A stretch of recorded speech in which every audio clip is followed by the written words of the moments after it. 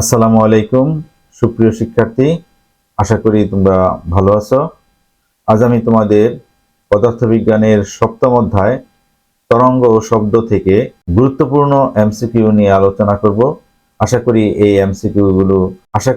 তুমি এই এমসিকিউ গুলো মনোযোগ সহকারে দেখলে এবং বুঝলে এই অধ্যায়ের এমসিকিউর তেমন কোনো সমস্যা থাকবে না। চলো তাহলে শুরু করা যাক। এখানে খেয়াল করে দেখো, দোলনকালের সাথে সুতার দৈর্ঘ্যের সম্পর্ক নিচের কোনটি? এখানে দোলনকালটি আর সুতার দৈর্ঘ্য এল। আমরা জানি T equal twice pi root over L by G. এই যে এখানে যে এল দেওয়া আছে, এটাকে সুতার দৈর্ঘ্য বা কার্যকরী দৈর্ঘ্য বলতে পারি আমরা। তাহলে এখান থেকে আমরা লিখতে পারি জি যদি ধ্রুব হয়, অপরিবর্তনশীল হয়, তাহলে আমরা লিখতে পারি টি সমানুপাতিক রুট ওভার এল। তাহলে এখানে আনসার হলো খ, টি সমানুপাতিক রুট ওভার এল। এখানে একটি এমসিকিউ দেওয়া আছে, একটি স্প্রিং এর 5 কেজি ভর ঝুলানো হলো, অর্থাৎ একটি স্প্রিং এ 5 কেজি ভর ঝুলানো হলো, এতে দৈর্ঘ্য 2 সেন্টিমিটার বৃদ্ধি পেল। স্প্রিং ধ্রুবক নিচের কোনটি?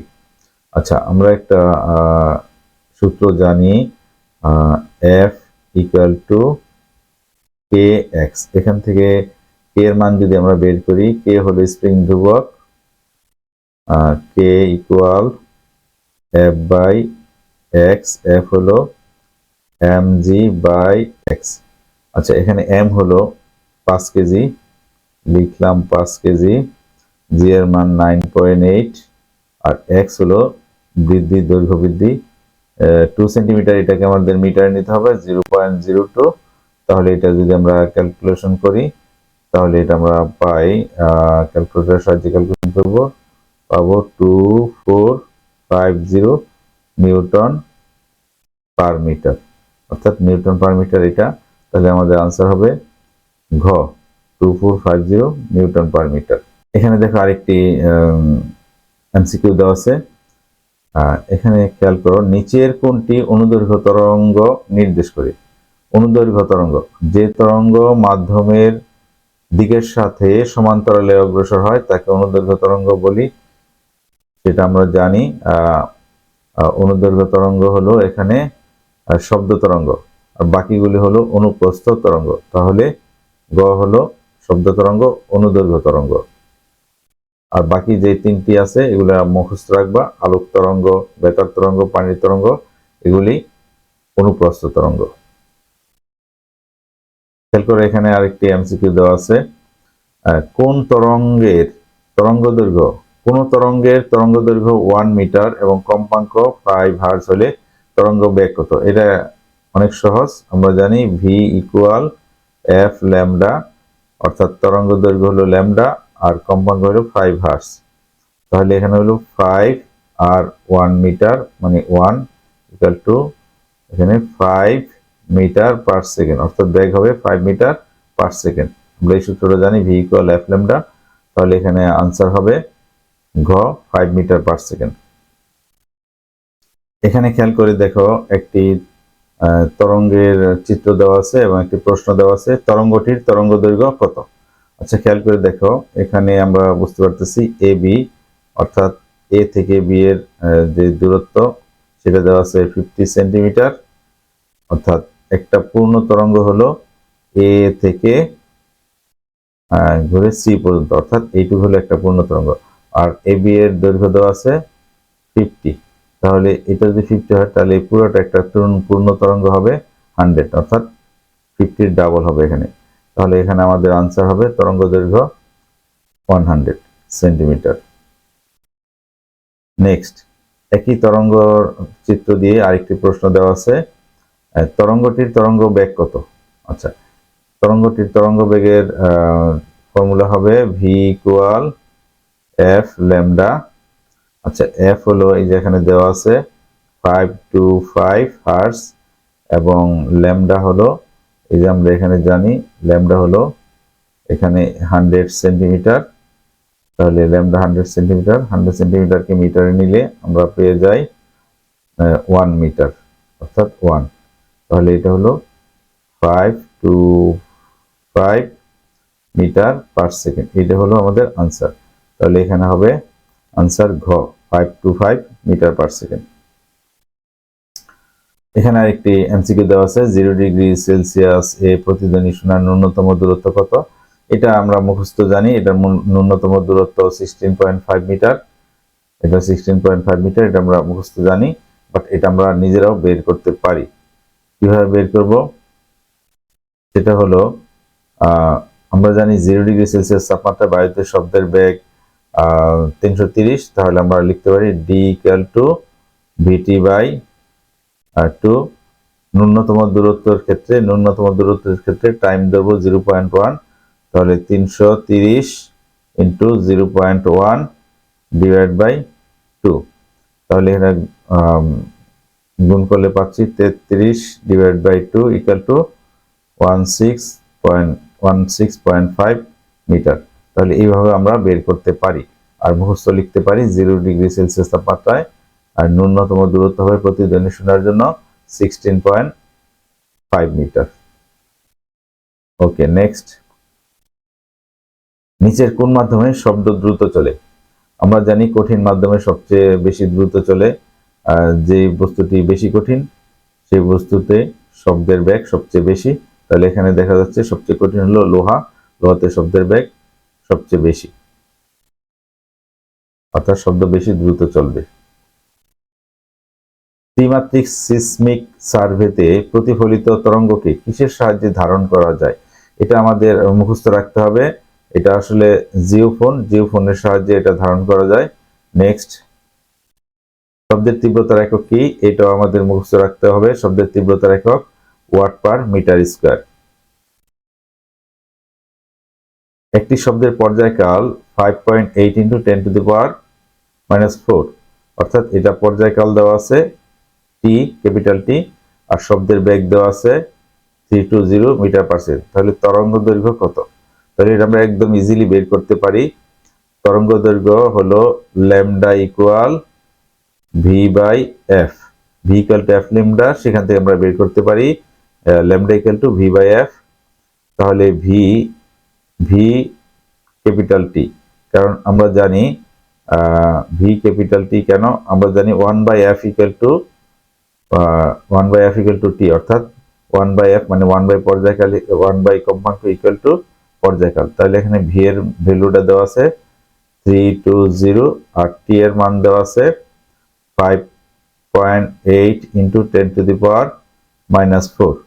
এটা আমরা গুণ করলে পাই 0.19 মিটার, অর্থাৎ এটা হলো তরঙ্গ দৈর্ঘ্য, এটা হলো আনসার। এখানে আমরা দেখতে পাচ্ছি ক এ 0.19, ক হলো আনসার। নেক্সট, এখানে একটি তরঙ্গের চিত্র দেওয়া আছে। এটি একটি অনুপ্রস্থ তরঙ্গ। আচ্ছা, এখানে জানতে চেয়েছে তরঙ্গটির পর্যায়কাল কত? তরঙ্গটির পর্যায়কাল কত? আমরা জানি t = 1/f। তাহলে এখানে f এর মান দেওয়া আছে 100, তাহলে 1/100 = 0.01 সেকেন্ড। তাহলে এখানে আনসার হবে 0.01 সেকেন্ড, অর্থাৎ আনসার হবে খ। নেক্সট, এখানে ওই একই তরঙ্গের চিত্র দেওয়া আছে। এখান থেকে আমাদের জানতে চেয়েছে তরঙ্গটির তিনটা এখানে অপশন দেওয়া আছে। তরঙ্গ দৈর্ঘ্য 4 মিটার, বেগ 4000 মিটার/সেকেন্ড, এ, বি ও সি বিন্দুতে তরঙ্গটির দশা ভিন্ন। আচ্ছা, আগে আমরা দেখি তরঙ্গ দৈর্ঘ্য কত। খেয়াল করে দেখো, এখানে এই বিন্দু এবং বি বিন্দু এবং সি বিন্দু, অর্থাৎ এখানে একটি পূর্ণ তরঙ্গ হিসাব করা হয়। তাহলে একটা পূর্ণ তরঙ্গের দৈর্ঘ্যকে আমরা একটা তরঙ্গ দৈর্ঘ্য বলতে পারি। এখানে আসলে আবার এখানে একটি পূর্ণ তরঙ্গ দৈর্ঘ্য দেওয়া আছে, অর্থাৎ এখানে দুইটা ল্যামডা, তাহলে 2 ল্যামডা = 8 দেওয়া আছে। তাহলে ল্যামডা = 8/2 = 4 মিটার, অর্থাৎ ল্যামডা = 4 মিটার, অর্থাৎ তরঙ্গ দৈর্ঘ্য 4 মিটার, 1 নাম্বার। তাহলে তরঙ্গ বেগ আমরা কি জানি? v = f lambda. আমরা 2 নাম্বারটা টেস্ট করতেছি। v = f ল্যামডা, f হলো 100 আর ল্যামডা হলো 4, তাহলে এটা আমাদের আনসার হচ্ছে 400 মিটার পার সেকেন্ড। অর্থাৎ এখানে দেওয়া আছে 400 মিটার পার সেকেন্ড, এখানে দেওয়া আছে 4000, তাহলে 2 নাম্বারটা হবে না। এবার 3 নম্বরে বলা হয়েছে এ বি ও সি বিন্দুতে তরঙ্গটির দশা ভিন্ন। এখানে এ বি এবং সি তিনটি বিন্দুর দশাই এক অর্থাৎ সেম, এখানে ভিন্ন নয়, তাহলে 3ও সঠিক নয়, তাহলে এখানে আনসার হবে 1। এখানে দেখা যাচ্ছে 1 আছে কয়ে, কয় হলো আমাদের এখানে আনসার। নেক্সট, 0°C তাপমাত্রায় 0.2 সেকেন্ডে কোনো প্রতিধ্বনি শোনা গেলে উৎস ও প্রতিফলকের মধ্যবর্তী দূরত্ব কত? আচ্ছা, এখানে আমাদের প্রথমে বের করতে হবে 30°C তাপমাত্রায় 0.25 সেকেন্ডে কোনো প্রতিধ্বনি শোনা গেলে উৎস ও প্রতিফলকের মধ্যবর্তী দূরত্ব কত মিটার? আচ্ছা, প্রথমে আমাদের বের করতে হবে 30°C তাপমাত্রায় বায়ুতে শব্দের বেগ কত। তাহলে আমরা লিখতে পারি v = v0√T/T0। তাহলে এখানে v0 হলো 330, অর্থাৎ 0°C তাপমাত্রায় বায়ুতে শব্দের বেগ, ইন্টু √T হলো 30, এই 30 হলো ডিগ্রি সেলসিয়াস, এটা আমরা কেলভিনে নিব, কেলভিনে নিলে 303, আর নিচে হলো 273, অর্থাৎ 0°C তাপমাত্রা, সেটা আমরা 273 লিখব, কেলভিনে 273 লিখব, এই তো। এখন এটাকে আমরা পেয়ে গেলাম ভি, এটা আমরা পাবো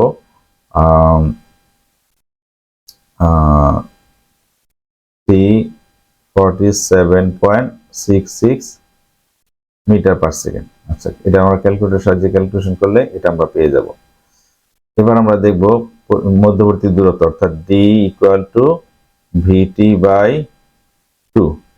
তাহলে এখানে ভি কত দেওয়া আছে 347.66, আর টাইম দেওয়া আছে 0.25 ডিভাইডেড বাই 2, 0.25 ডিভাইডেড বাই 2। এটা যদি আমরা ক্যালকুলেটরের সাহায্যে ক্যালকুলেশন করি আমরা পেয়ে যাব 43.45 মিটার। অর্থাৎ এখানে আমাদের আনসার আমরা পেয়ে গিয়েছি। এখানে আনসার হবে ক, এখানে আনসার হবে ক,